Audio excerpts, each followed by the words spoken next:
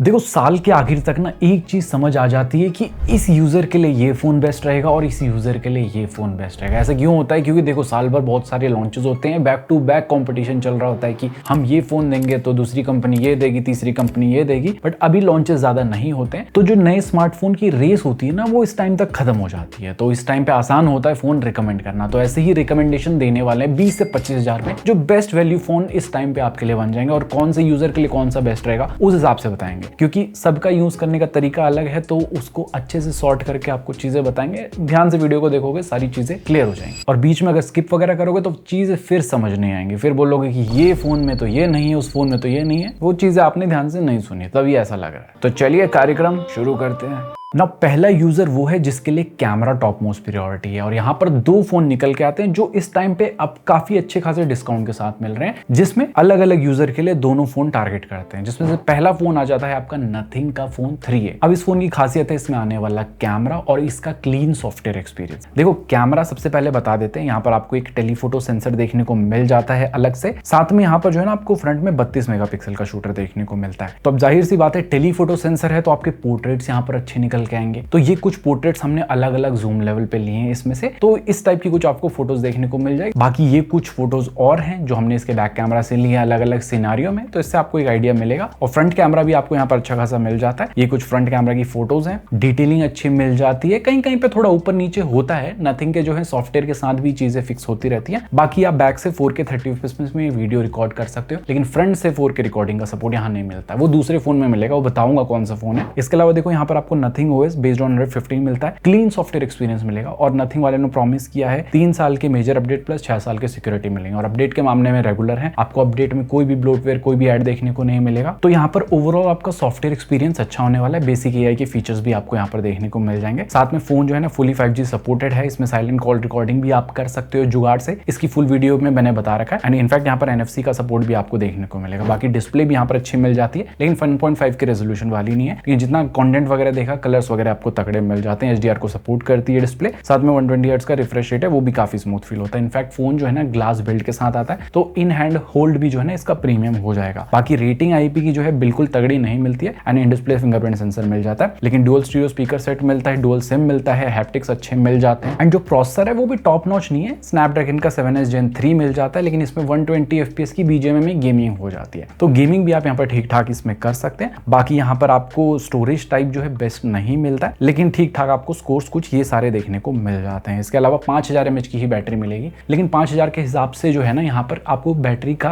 Backup अच्छा देखने को मिल जाएगा। साथ में कोई भी चार्जर इन द बॉक्स नहीं मिलेगा, यही एक मेजर ड्रॉबैक है। अब जो दूसरा फोन है ये भी पोर्ट्रेट्स के लिए अच्छा है, लेकिन यहाँ पर जो है ना आपको सॉफ्टवेयर में थोड़ा और ज्यादा मसाला देखने को मिल जाएगा। एंड ओवरऑल और चीजें आपको बेटर देखने को मिलेंगी नथिंग फोन 3A से। एंड ये फोन जो है शुरू में लॉन्च हुआ था 30,000 का, अब मिल रहा है भाई साहब आपको 25,000 के अंडर में। ये है Realme का 14 Pro Plus। अब आप बोलोगे इसका 15 Pro भी आ चुका है। देखो 15 Pro लेने का कोई सेंस नहीं बनता है, क्योंकि 30,000 से ऊपर में बेच रहे हैं। उस रेंज में और बेटर ऑप्शन हमें देखने को मिल जाते हैं। तो इस फोन में क्या चीजें अलग आपको देखने को मिलती है? सबसे पहले देखो डिजाइन इसका यूनिक देखने को मिल जाता है। ऑल्दो प्लास्टिक बैक है, लेकिन इसके एक वेरिएंट में आपको वीगन लेदर भी देखने को मिलेगा। एंड IP69 की रेटिंग मिलती है, साथ में मिलिट्री ग्रेड का सर्टिफिकेशन मिलता है, इन डिस्प्ले फिंगरप्रिंट सेंसर मिल जाता है। एंड कैमरा जो इसका हाईलाइटिंग पॉइंट है उसके बारे में अगर मैं बात करूं तो यहाँ पर भी आपको 50 मेगापिक्सल का सेंसर देखने को मिलता है अलग से पेरिस्कोप का। एंड यहाँ पर 32 मेगापिक्सल का फ्रंट में शूटर देखने को मिल जाता है। और सबसे पहली चीज नथिंग फोन 3 में फ्रंट से 4K रिकॉर्डिंग का सपोर्ट नहीं था। यहाँ पर आपको फ्रंट से 4K 30 fps का सपोर्ट देखने को मिलता है, जिसमें स्टेबल वीडियो आ जाती है, तो अच्छी खासी वीडियो क्वालिटी मिल जाएगी। एंड पोर्ट्रेट्स भी हमने इसमें काफी खींचे थे, तो आप देख सकते हो पोर्ट्रेट में भी अलग अलग जूम लेवल पे यहाँ पर अच्छे फोटोज निकल के आते हैं। इनफैक्ट आपको इसमें एक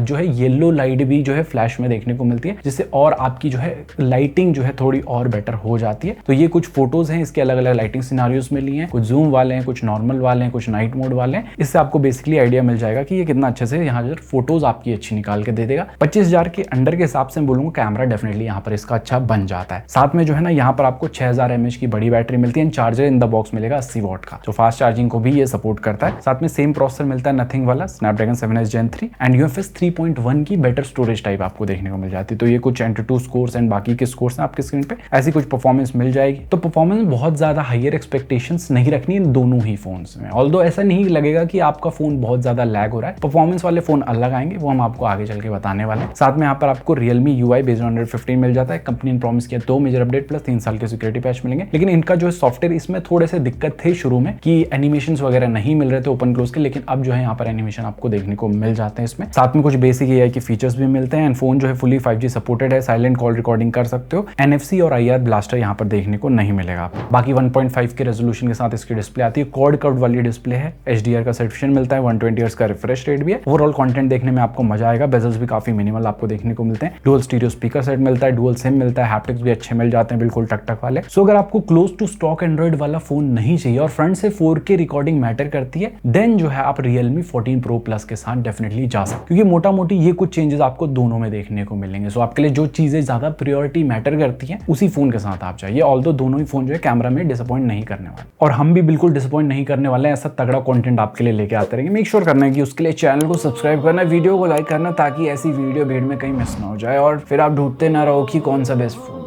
ना अब जो दूसरा यूजर आ जाता है उसके लिए गेमिंग बहुत ज्यादा प्रायोरिटी है, तो गेमिंग के लिए भी यहाँ पर 2 फोन निकल के आते हैं, जिसमें से पहला जो अनडाउटेडली बेस्ट बोलूंगा अंडर 25,000 में जो गेमिंग के लिए फोन है, जो परफॉर्मेंस सेंट्रिक है बिल्कुल, ये है iQOO का Neo 10R। इसकी भी प्राइस आपको 23 से 24 हजार तक देखने को मिल जाती है, लेकिन इसका 128 GB वाला जो वेरियंट है स्टोरेज आता है उसमें UFS 3.1 मिलती है। उससे ज्यादा ऊपर वाले वेरियंट में आपको UFS 4.1 देखने को मिल जाएगी। तो मेक श्योर करना कि आप 128 GB से ऊपर वाला वेरियंट लो, बेटर स्टोरेज स्पीड मिल जाएगी। बट अगर बजट रेस्ट्रिक्ट हो रहा है देन आप 128 GB के साथ जा सकते हो। अब इसमें आपको स्नैपड्रैगन का 8S Gen 3 मिल जाता है। इकलौता ऐसा फोन है जो ये चिप दे रहा है इस रेंज में। इसके साथ साथ आपको जो है ना तगड़ी परफॉर्मेंस यहाँ पर देखने को मिल जाएगी। हमने BGMI खेला, जंक्शन इम्पैक्ट खेला, देन कॉल ऑफ ड्यूटी भी खेला, सब में जो है ना लॉन्ग गेमिंग आवर्स में कोई भी मेजर हीटिंग का इशू नहीं है, अच्छी परफॉर्मेंस कंसिस्टेंट आपको यहाँ पर देखने को मिलेगी इस चिप के साथ। बाकी बड़ी बैटरी भी आपको मिल जाती है, 3 वॉट की चार्जिंग भी मिलती है। देन आपको यहाँ पर जो है फन टच ऑपरेटिंग सिस्टम इसमें मिलता है बेस्ड ऑन Android 15। कंपनी ने प्रॉमिस किया 3 मेजर अपडेट प्लस 4 साल के सिक्योरिटी पैच मिलेंगे। सॉफ्टवेयर बेस्ट पार्ट नहीं है, लेकिन ओरिजिन OS डेफिनेटली इसको मिलेगा, तब थोड़ा जो है लुक भी इसका इंप्रूव हो जाएगा। इसके अलावा जो है फोन फुली 5G सपोर्टेड है। साइलेंट कॉल रिकॉर्डिंग का ऑप्शन भी आपको यहाँ पर देखने को मिलता है। बाकी 1.5 के रेजोल्यूशन डिस्प्ले मिलती है। फ्लैट डिस्प्ले तो गेमिंग में दिक्कत नहीं आएगी। एंड HDR को सपोर्ट करती है। 120 हर्ट्ज का रिफ्रेश रेट भी मिलता है। स्टीरियो स्पीकर सेट है, डुअल सिम का सपोर्ट करती है एंड हैप्टिक्स भी आपको यहाँ पर अच्छे देखने को मिल जाते हैं। बाकी जस्ट IP65 की रेटिंग मिलती है and in display fingerprint sensor भी मिल जाता है। ओवरऑल बिल्ड जो है प्लास्टिक के साथ आता है। इसको कैमरे के लिए नहीं लेना है, क्योंकि कैमरा सेंसर जो है बेसिक आपको देखने को मिल जाते हैं। फ्रंट में 32 मेगापिक्सल का शूटर तो मिलता है जिसमें 4K रिकॉर्डिंग हो जाती है, बट ऐसा बहुत तगड़ी क्वालिटी की वीडियो नहीं आती है। कि एक फुल रिव्यू भी हमने बना रखी है, उसको आई बटन में देख लेना। तो 25,000 के अंडर में एक और फोन निकल के आता है, ये है Oppo का K13 Turbo। अब ये भी जो है ना आपको Dimensity 8450 चिप के साथ देखने को मिलता है। ऑल्दो स्नैपड्रैगन 8S Gen 3 जितना परफॉर्मेंस नहीं देता, लेकिन अच्छी खासी परफॉर्मेंस ये भी दे देगा। अब अगर आप पूछोगे इन दोनों में से कौन सा फोन लिया जाए परफॉर्मेंस